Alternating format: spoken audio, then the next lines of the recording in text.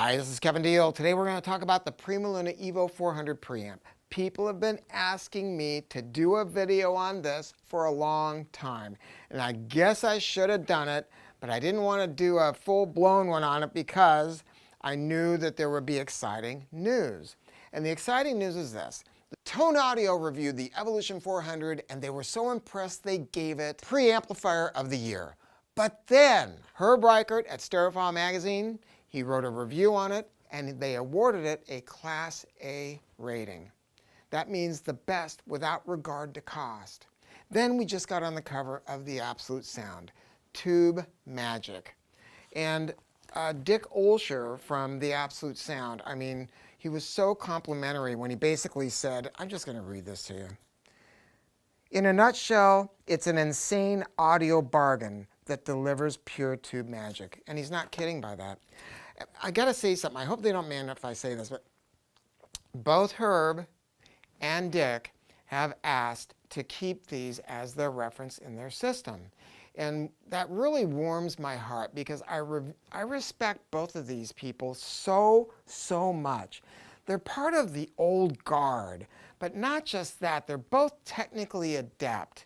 I think most reviewers are terrific, but I love the reviewers that get into the nuts and bolts of stuff and really understand how things work, and that also can kind of call bullshit on things when they see it.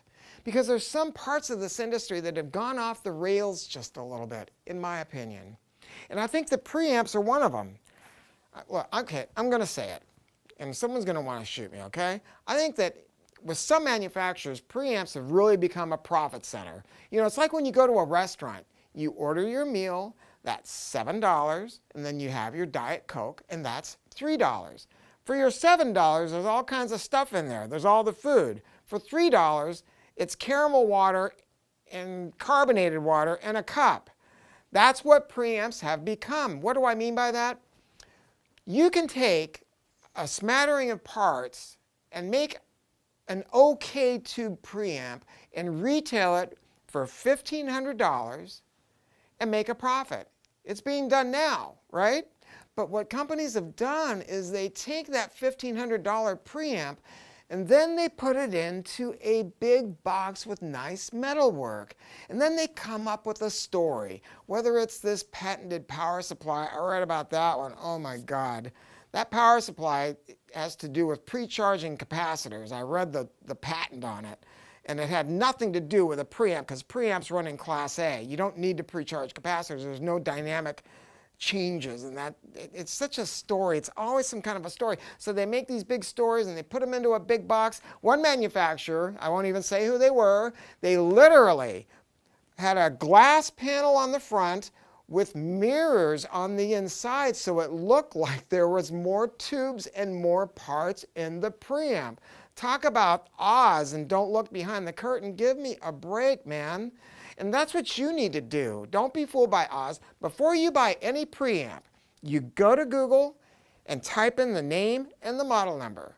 And then go to Google Images and look on the inside. There's no magic to this. And if they give you this baloney story about, oh, our products, this is the other baloney, our products are a minimalist design. Oh, a minimalist design? Yeah, well, we believe that more parts are bad. Well, first off, the right number of parts are what's good, right? You put more capacitors in the power supply, you're going to drop the noise floor. Use a bigger power. Don't give me that. And if beyond that, if you're putting fewer parts into it, why are you charging a premium for that? And this is what this one guy said, because I asked him that. I go, what are you charging more for? He goes, we don't talk about parts. We talk about making music. Oh, God, give me a break, man. Look, if you do the right thing and you use the right parts and the right engineering, it's going to make music. Look at this preamp. $8,000 preamps that weigh 15.3 pounds. This preamp is it's under $5,000 and it weighs 52.9 pounds. You look at this other manufacturer or the best manufacturers and look at their really expensive preamps, the ones that sell for $15,000, $20,000, $25,000 on up, right? They're going to have a few things in common. First off, they're going to have tube rectification. Tube rectification is quieter. People don't understand that. The tubes are actually quieter. And they give you the glory of a tube preamp. Now, you don't want to have tube rectification in a power amp because in a power amp you can have voltage sag. But in a preamp, it's the way to go because it just gives it that glory and it's quieter, but companies don't want to use it. Solid state rectification is $2 in parts. Tube rectification, to do a tube and the socket and the resistors, and then a 5-volt winding up coming off a transformer, to do all of that stuff, it's probably going to cost them $30. Now, if they're charging you $8,000 for the preamp, you'd think that spending $30 on this wouldn't be such a big deal. But manufacturers don't do that. They don't fine-tune it to the nearest $30. They fine-tune it to the penny. But PrimaLuna has never done that.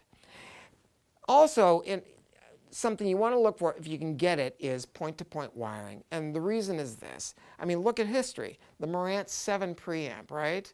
Made in the 1960s. Look how much money they're worth today. And it's because they were made with point-to-point wiring. Point-to-point wiring lasts forever. It gives the preamp an intrinsic value, and it just flat out sounds better. But companies don't like to do it. It's a lot of labor, especially to do it right. And then if you could have everything in a preamp, if you could have everything, you'd want it to be dual mono. That is super rare. Why? Because everything's got to be doubled, literally. It's 2 preamps in one box. So you have to have 2 power supplies, 2 5A04 rectifier tubes, I mean 2 of everything. But it's the way to go because that's how you just get this wonderful stereo image and again, the sense of space. But companies don't like to do it. But you know something? Since day one, every PrimaLuna preamp that's been created from the very bottom all the way to the top has been dual mono, tube rectified, and point-to-point wiring. That's a big deal. Look at the EVO 100. For God's sake. So look at the EVO 200. That preamp is dual mono. It weighs 37.5 pounds. And it's well under $3,000. Look at the competitive product, which is printed circuit board and just a C-core transformer and not a lot of stuff, and it weighs 15 pounds for $8 grand, right? That's what I'm talking about. So when you go from the 100 to the 200, you're going to get bigger transformers and a little bit different circuit design. When you go to and more inputs, goes up to 37.5 pounds. When you go up to the EVO 300, then it's all rules are thrown out the window. Go crazy with parts count. And the preamp goes up to 52.9 pounds. And then when you go up to the EVO 400, it's the same preamp as the EVO 300, but it has balanced connectivity. And that's what this is about. People were buying PrimaLuna preamps and using them with XLR adapters for years because they love the sound so much and they got pretty damn good results. But to do it the right way, you had to add transformers. And so this preamp was packed with so much stuff, it was going to be really difficult to do. But they did it. Look at the back. You've got 3 sets of RCA in and 2 sets of balanced in. And they're using these beautiful transformers that are in mu metal shields. Same thing with the output. You have a pair of RCA outs and then a pair of balanced outs, and home theater bypass. The output impedance on this preamp is 256 ohms. That is so low. This is the rule of thumb, you guys. Remember this. Hi-Fi 101, if you're trying to figure out if you can use a tube preamp with your power amp, you got to go with the 10 times rule. So look at the input impedance of your power amp. If it's 50,000 ohms, then the preamp needs to have an output impedance of less than 5,000 ohms. That's how it works. There's a few strange power amps that have relatively low input impedance. There are a handful of them, maybe about 5% of the ones that are produced today. But even those will work with an EVO 300 or 400. These will work with anything on the market. 256 ohms is super, super low. So let's look again inside. Dual mono. Look at these capacitors in the back, these black ones. In the past, and up here, in the past, PrimaLuna has been using Mundorf's, and Mundorf's are wonderful. But Herman wanted to do something better because Mundorf's can also be a little bit fragile. Tin foils are amazing to listen to, but he wanted to do the best thing he could. So on the new products, he found a factory in Europe that literally will not produce for any audio companies. They just don't, because this company makes capacitors for NASA and Boeing, and they make the best tin foils in the world. The best sounding after we did our listening test, but most important, the most dependable. And it was such a feat for him to do it, but he did. Over here, you've got big toroidal power transformers. Look, transformers are the single largest cost of making any preamp, right? And that's where manufacturers want to cheat. They're going to buy parts off the shelf. They're not going to use big transformers because they don't want to do it. And they don't want to use a toroid. Toroids cost 4 or 5 times more than a regular power transformer does, but toroids are the gold standard. They don't radiate EMI outside of the core. They look like a donut. They don't radiate outside of the core of the donut. But then what PrimaLuna did was they took this toroid and then they sealed it in a non-microphonic resin. Toroids already have low mechanical hum. They don't hum a lot, but to make sure that the hum is brought down to near nothing, they put it in this resin, and then they put it into a mu metal shield so it cannot radiate anything into this sensitive preamp. It's like they took a vacuum cleaner and sucked all the noise out. Now they did one more thing that's really cool. Don't forget there's 2 of those power transformers in here, right? Because it's dual mono. This is the AC offset killer. They invented it decades ago, and they were selling it as a separate part. Other companies have copied it from PrimaLuna, and they put it into products that are AC offset killers that are built into a cord or built into a box, and they'll sell them for anywhere from $400 to $1,000. But PrimaLuna builds it into the preamp for you because the devil's in the details, right? Don't think about getting a bigger amp to get better sound. That's not how you do it. You do it by dropping the noise. And speaking of noise, this preamp has only 10 dB of gain. That's textbook. If you take your digital, your D to A converter or your CD player or whatever, and plug it into your power amp without a preamp, it's going to play so loud it's going to blow you out of the room. So preamps are typically not adding any gain. They're attenuating gain. Yet some preamps are going to have 21, 23, 27 dB of gain. I've seen preamps that are in production today with 30 dB of gain. When you have that much gain, you got to do something with it. And what's typically going to happen is thermal noise and tube life problems. The tubes will start to fail, or how do I put it? You end up with noise and microphony, and all you got to do is take one of those products and type them into Google with the words tube noise, and you'll see all the people bitching and complaining about it. But you're not going to see PrimaLuna owners complaining about it because they've always been low gain designs.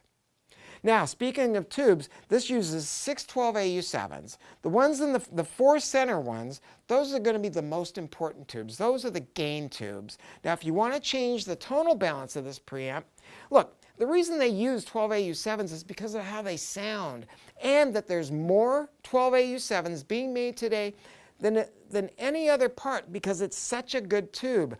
Also, if you decide to go a little crazy and go into vintage tubes, there's more 12AU7s than any other part because historically it's been a great, great tube. The tubes on the outside edge are the cathode followers. They're less important. So if you want to have fun, change the tubes in the front center. If you like the effect, then change the ones flanking it. We have a video on the PrimaLuna website that breaks all that stuff down for you. Don't call us asking which one to use, because there's no right answer to it. I mean, people love to argue about that stuff endlessly. Just know this, that you can have a lot of fun with it. Let's look at the chassis. I mean, look at the cage with the glass panels, and it's 5 coats of hand-rubbed finish. Other companies, that the $8,000 preamp, it has a a chassis that's painted with a flat silver. And the reason is it covers up the grind marks in the metalwork. This is a gloss finish and it's dark, so it's going to show up any flaws.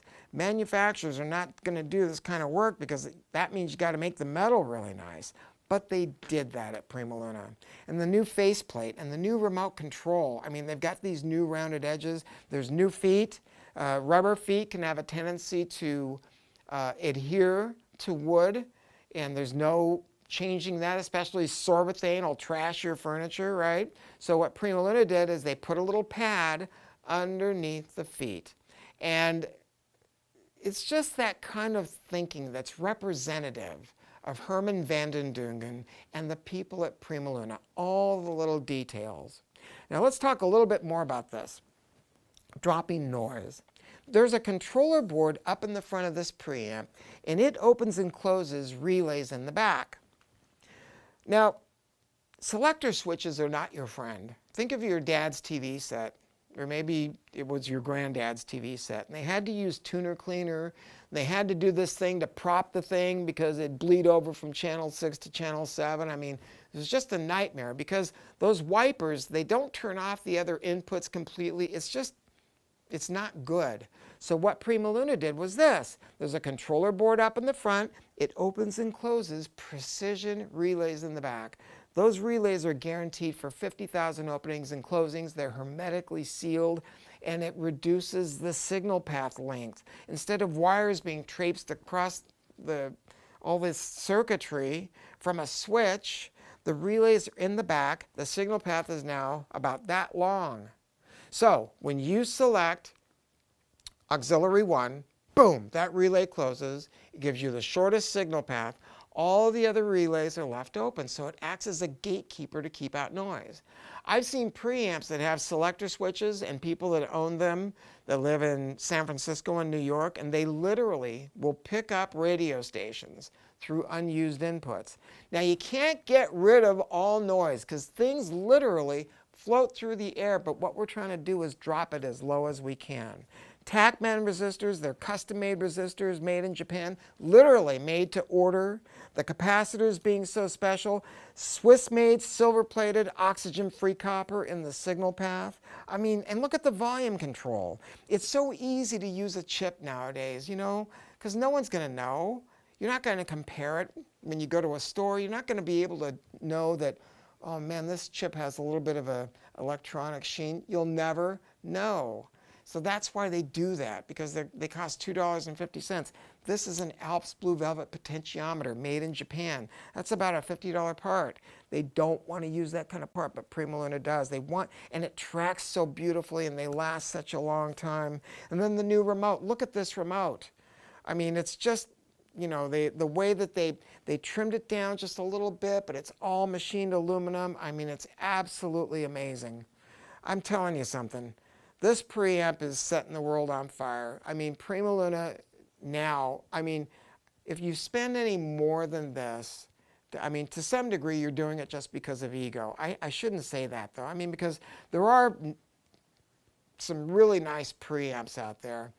And I don't have a problem with people buying those. What I do have a problem with is manufacturers that sell inferior products to this and make you feel like it's better when it's not.